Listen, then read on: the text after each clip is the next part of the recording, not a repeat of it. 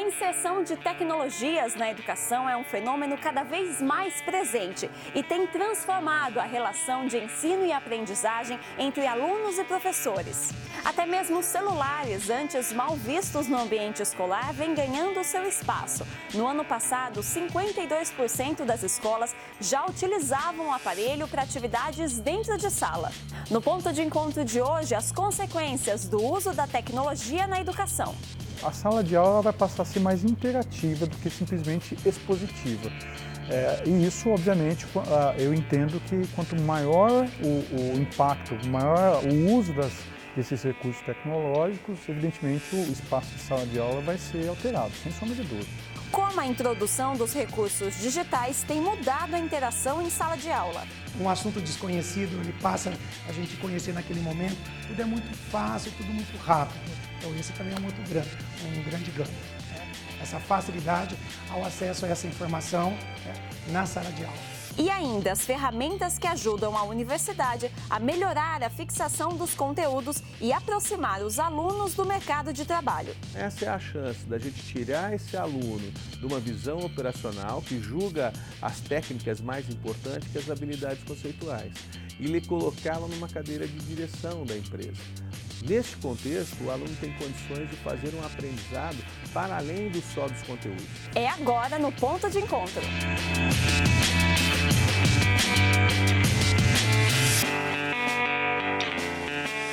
As tecnologias fazem parte da vida das novas gerações e, por isso, aplicá-las na educação é um caminho natural. Por isso, não é à toa que a internet está presente na maioria das escolas urbanas. 98% das instituições particulares e 95% das públicas já possuem o serviço. Mas a questão essencial ainda permanece a mesma: como inserir essa e outras ferramentas em benefício do aluno. Tecnologia, eu acho que é algo que não temos como fugir dela. Está presente na educação, como está presente em qualquer outro ambiente, qualquer outro espaço.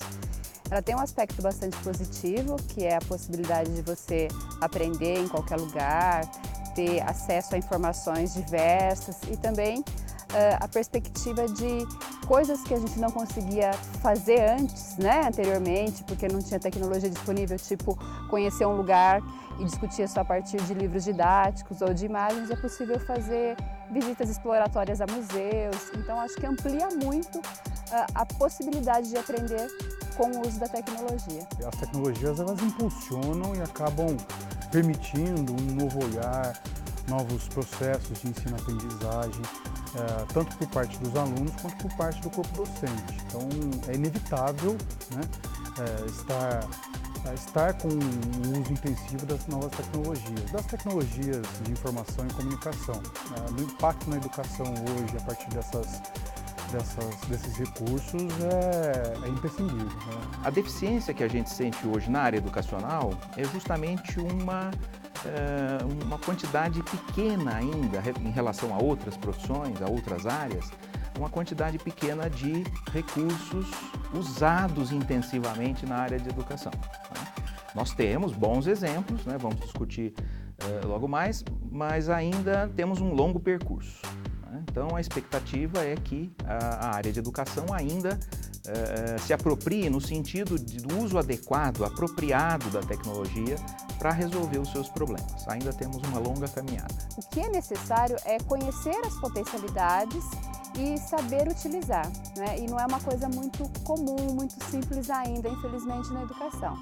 A gente utiliza muitos recursos para a comunicação, para a pesquisa, mas em algumas situações só se utiliza como algo substitutivo de um recurso mais tradicional, mas não se amplia a possibilidade de aprender.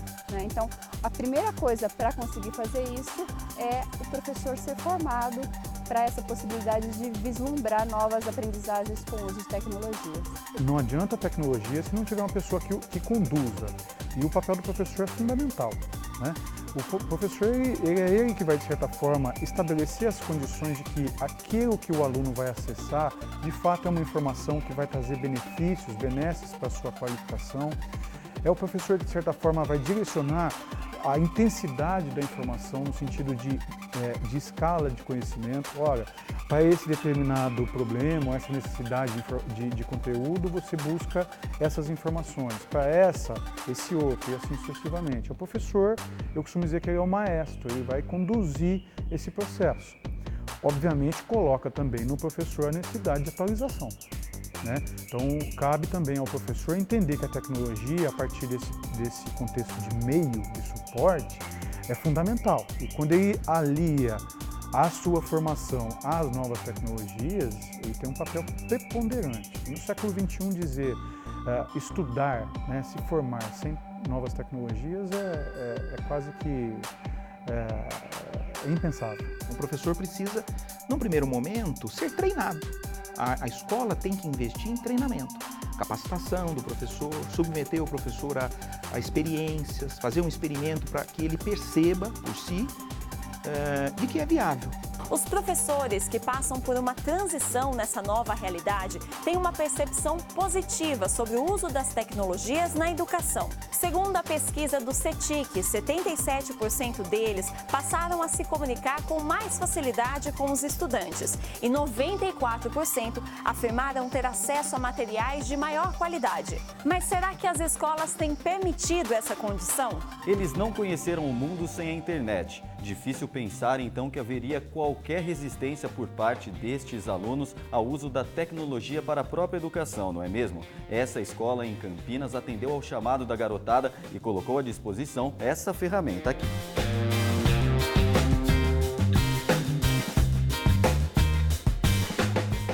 Nos tablets, os estudantes utilizam um aplicativo do colégio. Lá eles recebem as tarefas e têm um meio de comunicação direto com o professor. Os professores, todos os professores daquela determinada classe, eles podem postar todos os arquivos, materiais, orientações de trabalho, orientações de estudo e também uma série de atividades. Então o professor pode colocar material que ele vai trabalhar em sala de aula ou material como estudo e uma série de atividades que podem ser feitas na sala de aula e também em casa. Então, a partir do momento que ele desenvolve uma atividade usando aqui o tablet, ele envia para o professor, isso na sala de aula, né, via internet, né, Wi-Fi, e em casa também ele tem que ter isso disponível para poder enviar as atividades. E tudo com agendamento. Então, tem o dia certo que é agendado para ele poder enviar. Acompanhamos a aula de Geografia do professor Adilson para entender como essa interação funciona na prática. Então agora eu vou colocar uma outra atividade que vocês vão acessar, né? Eu vou disponibilizar agora a atividade e vocês vão responder no item adicionar comentário. Vocês não vão abrir o texto no documentos agora como vocês fizeram nesse daqui. É um outro.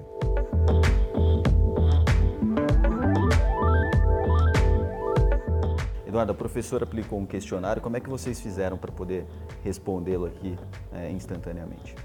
Bom, dentro do aplicativo que o questionário foi aplicado, a gente entra na pasta de Geografia e você vem aqui em adicionar comentários da turma. E você escreve aqui no final o seu comentário. Você já consegue fazer isso e poder trabalhar isso já diretamente na sala de aula. Sim, e inclusive nessa parte eu posso ver o comentário das outras pessoas da classe. E outra plataforma também vocês utilizam para as outras disciplinas, né? Dá para se organizar direitinho? Como é que ela é feita? Bom, dá para se organizar muito bem, porque dentro desse aplicativo ele dá a opção para a gente criar cadernos virtuais. E aqui eu tenho uma pasta com todas as matérias da escola. Fotografia, geografia, história, inglês.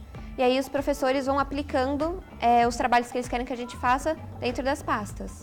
Os aparelhos digitais já parecem ser uma realidade nas escolas, né? Mas como utilizá-los sempre em benefício do aluno? Primeiramente, a escola ela não deixa o iPad liberado para você, entendeu? Ela tem um bloqueio, um gerenciamento. Você tem que usar como plataforma de educação, não para diversão ou distração, como você falou. Então, existe essa possibilidade da escola bloquear o que você está fazendo no iPad. Você, particularmente, acha mais atrativo utilizar o tablet do que, por exemplo, os livros, ou você acha que os dois se complementam? Olha, eu prefiro, porque eu acho mais dinâmico. Eu acho que faz a gente ficar mais entretido na aula. O livro, na minha opinião, ele cansa um pouco. Estou agora em uma escola pública de Campinas que entrou para o Mapa Brasileiro de Inovação e Criatividade do MEC, entre outras razões por utilizar a tecnologia como ferramenta pedagógica. Ainda assim, os recursos são bem limitados se comparados com os das escolas particulares. Na questão tecnológica, nós realmente temos uma escola diferente das demais em Campinas, porque nós temos, por exemplo, um data show por sala, né? É a primeira coisa. Temos também, isso já garante que, né, que a gente tenha aulas bem diferentes, que a gente possa passar vídeos, que a gente possa pesquisar qualquer coisa naquele momento da informação mesmo, qualquer dúvida que o aluno tem, a gente pode realmente utilizar. Isso faz uma diferença grande. E temos também alguns computadores, alguns notebooks, né, que são distribuídos entre os professores, entre as 9 classes que nós temos aqui, físicas, mais os outros projetos, e aí no caso são 30 mais ou menos notebooks, eles são distribuídos entre nós. A escola também pode usar a sala de informática para dar suporte aos notebooks, que são insuficientes para a quantidade de alunos. Porém, várias máquinas estão paradas por falta de manutenção. Ao mesmo tempo, nós contamos com a boa vontade da internet, né? E a internet muitas vezes cai, muitas vezes não temos rede suficiente para isso. A situação reforça a pesquisa feita pelo CETIC em 2016. Em 45% das escolas públicas, a velocidade da internet não passa de 4 megabytes por segundo e 33% não passa de 2 megabytes. Apesar de cobrar mais investimentos, a escola admite que o projeto já contribuiu para a inclusão digital de muita gente. Porque a gente tem uma quantidade grande de alunos que fora da escola não tem acesso a absolutamente nada, não consegue acessar a internet, não tem computadores em casa, então a gente passou bastante tempo junto com eles, abrindo o e-mail para que a gente pudesse, né, tentar uma comunicação por aí, ensinando o aluno a produzir um texto, gravar esse texto num pendrive. Então são operações muito básicas que eles ainda não dominavam. O mundo mudou, as coisas avançaram e a escola não pode ficar com o giz e com a lousa e com a aula expositiva. Essas crianças são muito dinâmicas, então as aulas têm que ser mais dinâmicas, né? E a gente precisa avançar nesse sentido. Acho que é um projeto não só para o município, né? Acho que é um projeto de nação aí que a gente tem que considerar.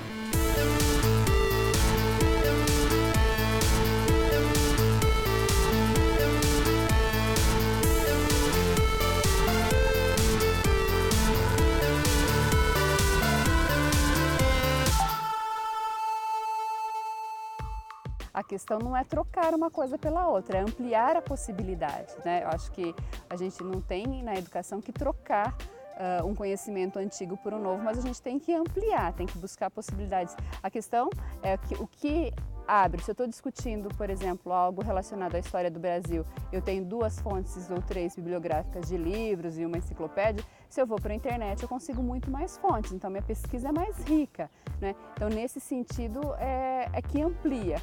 Mas o uso dos livros e outras ferramentas também são extremamente importantes. Esse é um ponto que eu chamo de com extrema atenção. A gente tem muita tecnologia, as pessoas têm possibilidade de se comunicar e se informar mais. Mas a grande questão é, primeiro, onde é que elas estão buscando essas informações? Segundo, essas informações são validadas? Terceiro, qual o uso que se dará a elas? Perceba que são questões que elas desempenham um aspecto em cadeia, né? Quer dizer, será que o que eu estou buscando de fato é uma informação? Será que ela é validada? Ela foi produzida por quem? Né? Perceba que se eu não tenho essa devida estrutura muito bem estabelecida, eu posso estar me informando de maneira equivocada. Isso vai trazer problemas na minha formação. Eu acho que a questão vai além da tecnologia. Não é só a questão tecnológica, ela ajuda, ela colabora, ela permite que se obtenham resultados mais interessantes, mas a escola tem que se preocupar também com as metodologias que ela usa. E hoje tem uma área muito grande de estudo chamada de metodologias ativas, que são metodologias em que o aluno tem uma participação mais efetiva, o aluno é protagonista do seu aprendizado. Vou citar alguns exemplos, né, que a escola pode explorar. Claro que se ela conseguir conjugar as metodologias ativas com tecnologia, o resultado fica mais interessante, mais produtivo. Mas se não for possível, por uma limitação orçamentária, por uma dificuldade técnica, é possível também implementar as metodologias ativas com recursos analógicos, com papel, com cola e fitas, né, de uma forma mais simples. Então, por exemplo, uma metodologia que vem sendo usada com bastante resultados interessantes é a sala de aula invertida, né, que lá no inglês se diz flipped classroom. Essa metodologia, por exemplo, o professor, ao invés de usar o momento da aula para falar sobre a teoria, ele pode, é claro, em algum momento ainda falar, mas ele passa essa tarefa de estudo da teoria para o aluno fazer em casa. E o exercício, e a experimentação, a conversa com os colegas, que antes ele fazia em casa como tarefa para casa, ou dever de casa, ele passa a fazer na escola.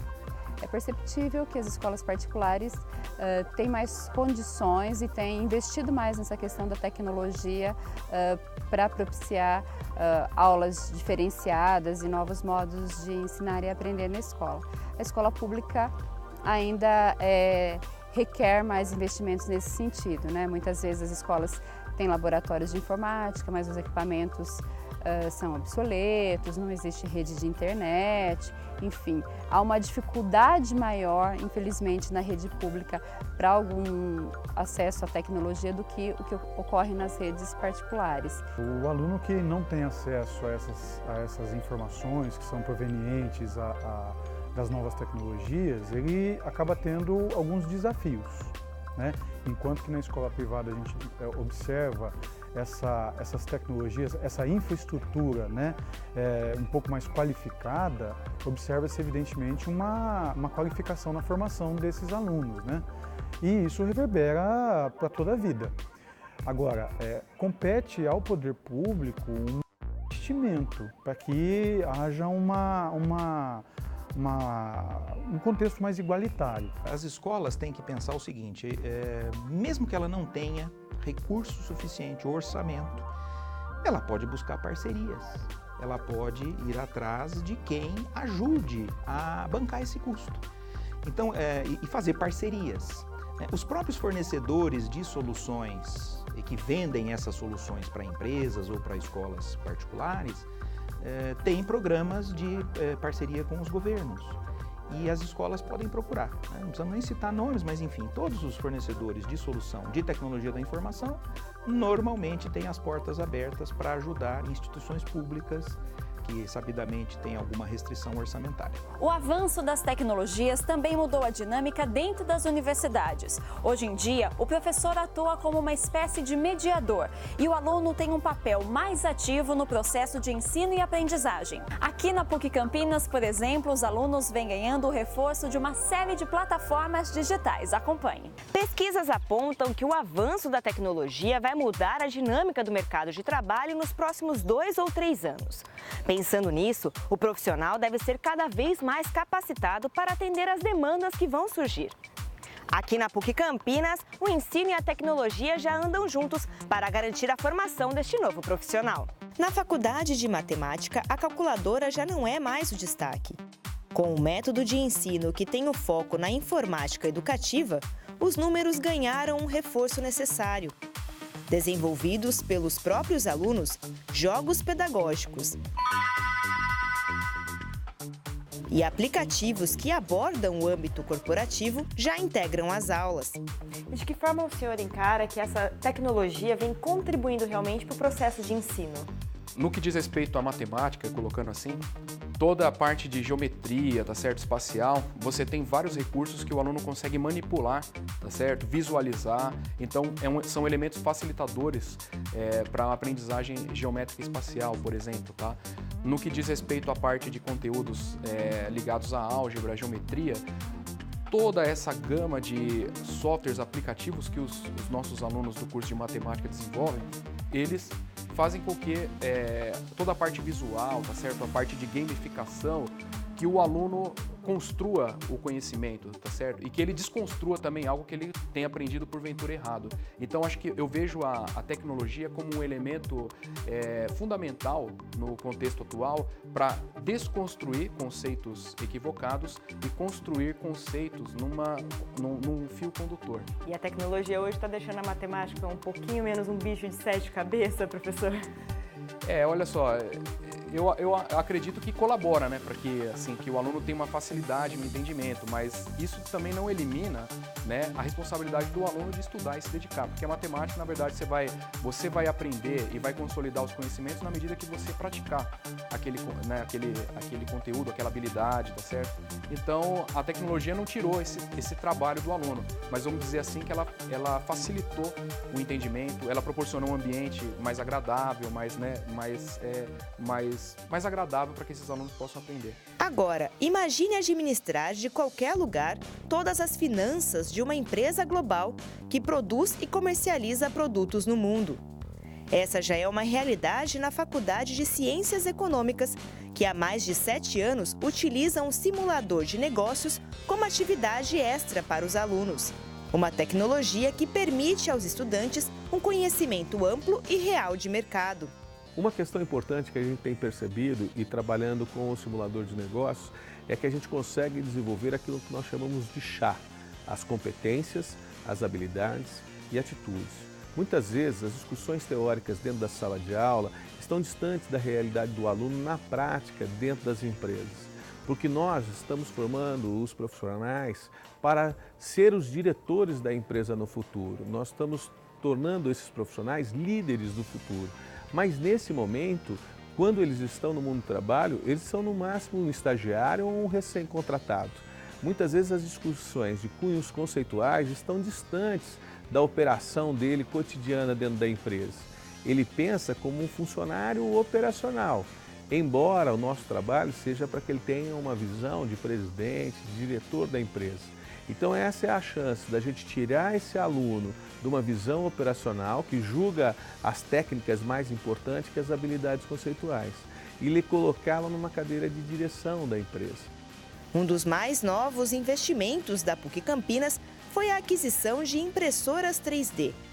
Os alunos do curso de Arquitetura e Urbanismo já podem desenvolver projetos criativos e literalmente tirá-los do papel. Qual é a importância, na sua opinião, do aluno já ter o conhecimento e o contato real com esse tipo de tecnologia ainda na universidade? Essas tecnologias são bastante contemporâneas, né? A gente percebe que elas já estão amplamente difundidas no mercado. A gente consegue comprar impressoras 3D em supermercado, né? Então é importante a gente ensinar o aluno a manusear quais são as peculiaridades desses equipamentos, o que a gente precisa de fato entender para modelar uma geometria e ela ser fabricada e não só isso, a grande contribuição que ela pode trazer também no processo criativo e no processo de materialização de uma peça, né, de um produto, antes mesmo da gente produzir isso na escala maior. A gente vê que essas tecnologias de impressão 3D e assim como outras trazem grande transformação no modo que a gente materializa coisas, né? Seja na escala do objeto, mas também na escala do edifício. Então, ela abre novas possibilidades de se projetar, né? Ela traz outro olhar em cima do edifício, da construção, dos processos industriais, né? Então, é essa provocação e é isso que é um desafio hoje para a gente, de fato, enxergar dentro da universidade como ensinar, como preparar os alunos para enfrentar um mundo que está completamente atualizado e tecnológico.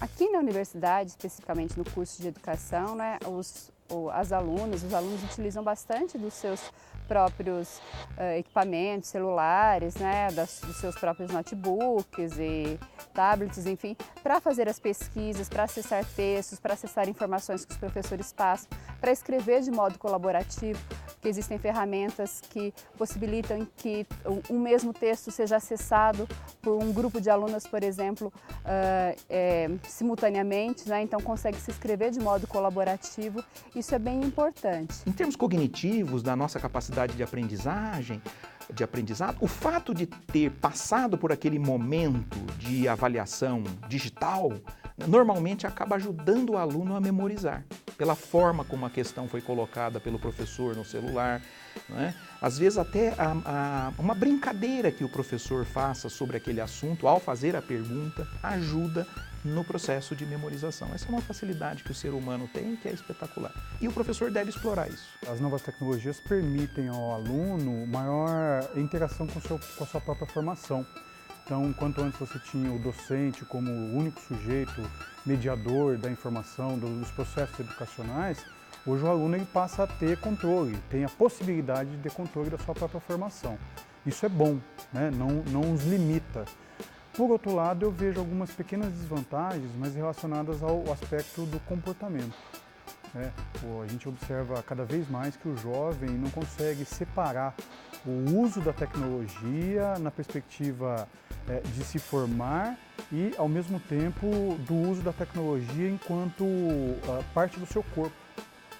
E isso traz problemas no sentido da atenção, né? Isso traz problemas no sentido do dinamismo, sobretudo em sala de aula.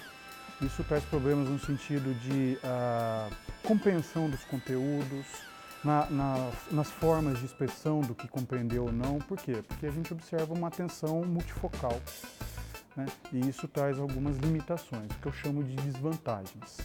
Há pesquisas que trabalham muito com essa questão da motivação do aluno para aprender por meio da tecnologia. Então, muitas vezes a tecnologia ela é inserida mais no processo de motivação do que propriamente algo que amplia a aprendizagem. Então, eu penso que é possível, mas precisa se saber como fazer isso, né? Não basta ligar um computador ou botar um pequeno vídeo, existe o modo como interagir, né? Essa interlocução com as crianças, essa interlocução com os alunos para conseguir propiciar de fato a aprendizagem tendo como auxiliares esses recursos. Então é necessário mudar o modo de ensinar, mudar a perspectiva de como se ensina também.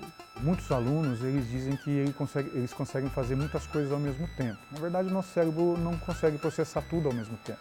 A gente tem um ledo engano de que nós estamos fazendo 2, 3 coisas ao mesmo tempo. Na verdade, nós até estamos, mas não dando a devida atenção para cada uma delas. E isso também repercute em sala de aula. Quando o professor está dando a sua aula, quando está havendo uma troca de experiência em sala de aula, e o aluno que, em função de o uso do recurso tecnológico, não presta atenção nisso, ele obviamente não está tendo 100% de atenção. O prejuízo é dele. O prejuízo, nesse caso, volta a ele.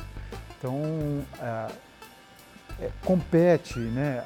É uma troca. O professor e o aluno ter o interesse de, naquele momento, naquele pequeno momento que é a aula, né, que haja uma troca de experiências. No caso, por parte do docente, obviamente, por parte do aluno. É imprescindível, inclusive para que o professor, em certa medida, se aproprie de novos recursos tecnológicos para tentar fazer com que esse aluno participe mais da aula. Agora, é claro, o professor não faz mágica. Né? Compete ao aluno o interesse. E essa edição do Ponto de Encontro fica por aqui. Outras produções da TV PUC você acompanha no nosso canal no YouTube e também na nossa página no Facebook. Obrigada pela companhia, um ótimo fim de semana para você e até semana que vem. Tchau, tchau!